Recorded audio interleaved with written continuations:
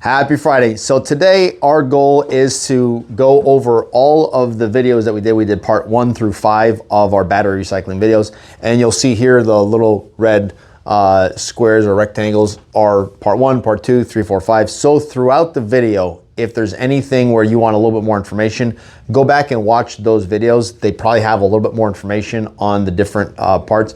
And in this video, I'm gonna try to give just a good overview. I'm going to cover some of the items that we may have not seen, but in order. And I'm going to try to cover some things that we haven't discussed yet. So for example, we didn't talk about the vertical mill at all, or where you might use a vertical mill in a battery recycling process. So we're going to cover that too. Remember, there's a lot of different batteries. There's a lot of different chemistries. There's a lot of different ways that you're doing. You're either doing recycled, post-consumer batteries. It can be battery scrap from manufacturing, right? So it can be just strips of battery material. It can be jelly rolls. It can be cathode. It can be anode. So there's a lot happening, and every process, it's not a one-size-fits-all. We can certainly design a machine that fits most applications, but if you have, if you're like, Josh, I'm just doing jelly rolls, we'll build a machine just for that, and it's going to be a lot. There's a lot of the similar steps, but there's a lot less equipment, and it's less costly to do that. So part 1 is the shredding. No matter what you're doing, you probably need a shredder. I'll explain a little bit later on the vertical mill where there's one application where you might not need it, but it's still highly recommended to have a shredder. We recommend either a dual shaft or a quad shaft, depending on the application, and depending on the shredder vendor. So we have a few vendors that make quad shafts, and then we have a vendor that makes a shredder that actually has a very interesting stack of the way that it works, and it just cuts it and then cuts it smaller and smaller without any screens. So it's very interesting, and I like the screenless technology because we're always trying to reduce heat. So anytime you have screens, you have to really, really monitor the heat, especially with cathode material. So we're going part 1 shredder. You want an airlock, and it's a double airlock always. Airlock, and then you have an inert area down in the shredding chamber. So if you go watch that video, I talk a little bit about water levels if you're doing a wet system and how the water needs to be. But this is just the overview, going through the shredder, inert shredding chamber. After everything got shredded, you want to go and dry your material. And you want to remove the black mass. So a few ways of doing this is you can go to a vacuum dryer. That's the most expensive. I've mentioned it before. The cost of the vacuum dryer module or system can be as much, if not more, as everything else involved. So they can be very, very expensive. So not many people do that because of the cost. And the idea behind this originally was, hey, we can get the vapor out, and the electrolyte, and resell, distill the vapor. Distill the electrolyte vapor back into electrolyte and sell that. The market for that's been really marginal at best, so there's not really much value in doing this. However, it is effective, but very expensive. So then from here, these are just different ways of doing it. So we have vacuum dryer, we have filter press. This is very common. We see this a lot, especially with wet shredding. If you're doing a wet shred, you're taking that material when it's wet, and you're putting you're augering out the material, and then you end up with like a liquid that's very rich in black mass. So by running that water and electrolyte through the filter press, you're removing and you're getting cakes of black mass. The other thing is drying augers. Drying augers are very effective and probably the least costly. So the material is going through the drying augers, and then it is going to go onto a screener once it's dry. You're going to get black mass here. This is going to be your nicest cut of black mass, is going to be through this process or after this process. So it can be a combination of a few of these. There is also another module, a proprietary module that I can't discuss here, from one of our vendors that goes before this. So if you really want to get the liquid out of it beforehand, it's all part of this here. We could discuss this more in person or on a call. So switching over to part 3, we do the magnet separation here. And very important is that and we did discuss, I think in part 2, we discussed why we don't use a magnet here. And the reason we don't use a magnet here, it's because when you end up having the material all shredded and you want to remove steel, because obviously steel and stainless and all that is not good for the rest of the equipment, you are removing a lot of black mass. A lot of black mass is magnetic, and as it's going over the magnet, you're just pulling some of that black mass in it. So we've ran some tests with the magnetic material that has black mass, and we found that it was almost 70% of it was black mass. So you really want to make sure that you're not removing the steel too early in the process.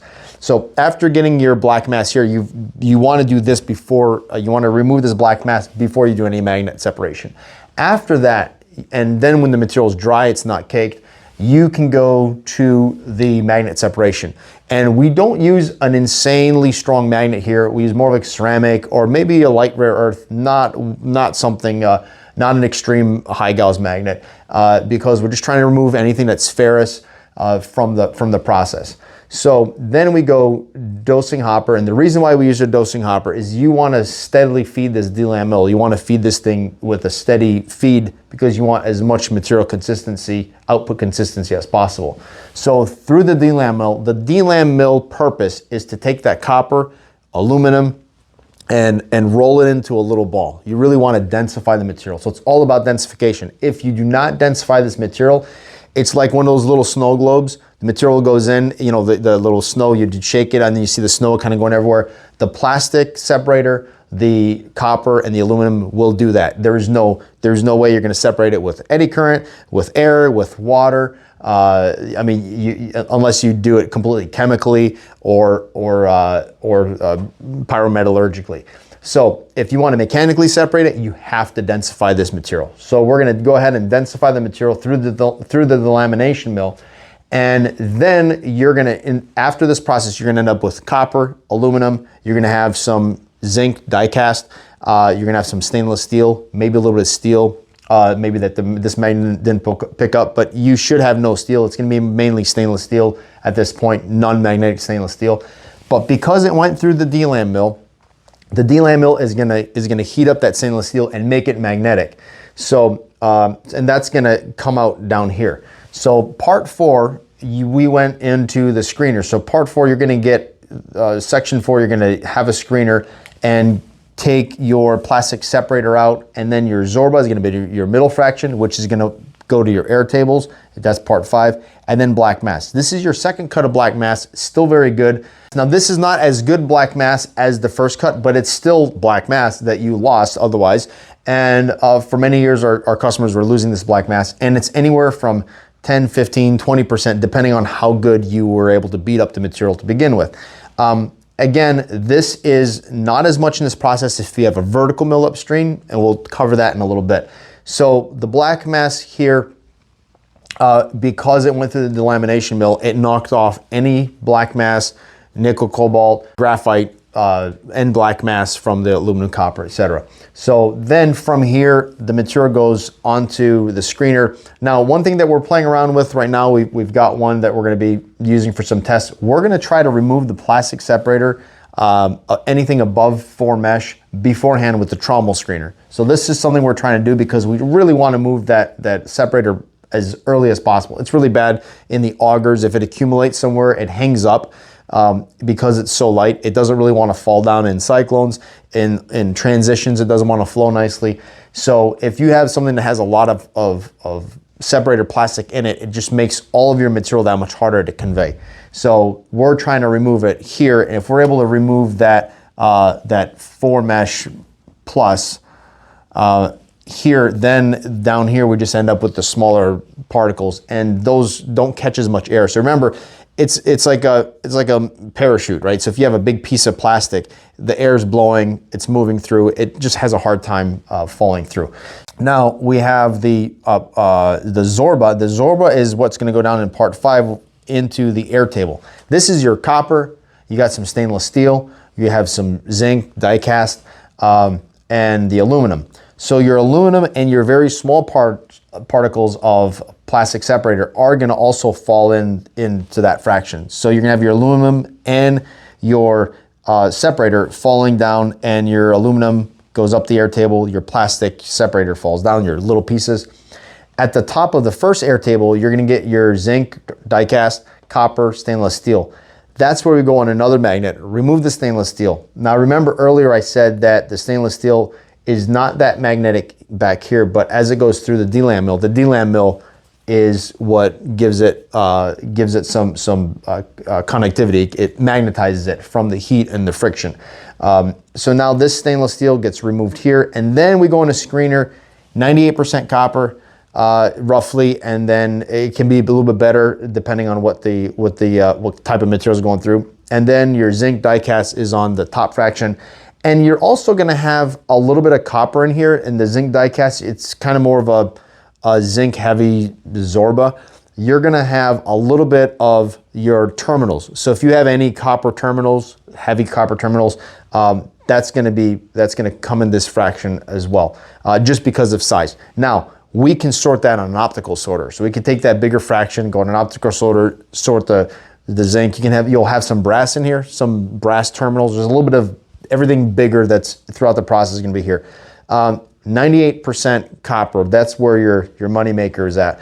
For many years, our customers talked about the money that they were making in the black mass, and the copper right now is as much of a money maker, if not better than the black mass. So in the beginning, when we first started doing this, customers were just going after black mass. None of this was happening, right? So it was just this black mass, and then all this was getting landfilled or going to waste of energy.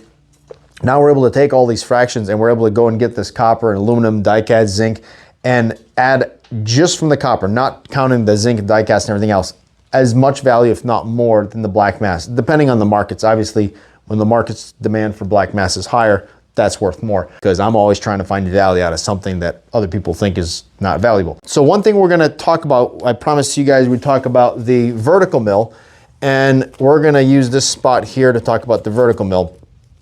So I like our vertical mill for a couple different reasons. Number one, super forgiving. It's got hammers spinning in there. It is a very forgiving unit. If you have nuts, bolts, that kind of stuff that falls through, it's super forgiving. Now, you would use this especially in production scrap. So if you were to do production scrap and you're not doing anything wet, right? You're just dry shredding material, then you could take the material. You could even do it if you're doing wet separation. Then you would do obviously step 2, which is the drying. It doesn't have to be 100% dry to go in here. You can put material in here that's kind of damp.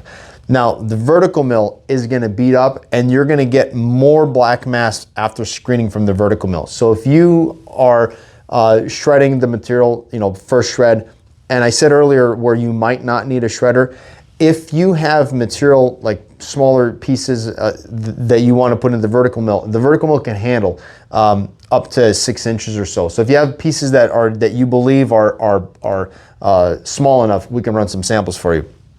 So vertical mill and then screener, and then this also helps dry. So if you have material that's a little bit damp and you run through this, you're gonna completely dry the material, and then you can screen out the black mass and eliminate the need altogether for all the other stuff, the drying augers and all that, if the material is dry. So if you're doing jelly rolls or cathode material, you could shred and go right through here without water and do the whole thing dry. So from here, you would then go through the rest of the process. Now, if you're doing just jelly rolls, just cathode, that type of material, there's some, you still want to do the DLAM mill. The need for the magnet is much less because you don't have those other items in there. But the rest of the process is pretty much the same. So that's where you put the vertical mill in the process, is if you were to do mostly production scrap, this is a really, really good option, low cost, to be able to do the rest of everything. So hopefully this was a good overview for you of all of our videos. If you have any more questions on any of these processes, you can go and watch those videos. And if there's still more questions, just reach out to me. There's a contact form in the description below. And yeah, looking forward to hearing from you. Happy Friday. We'll catch you in the next one.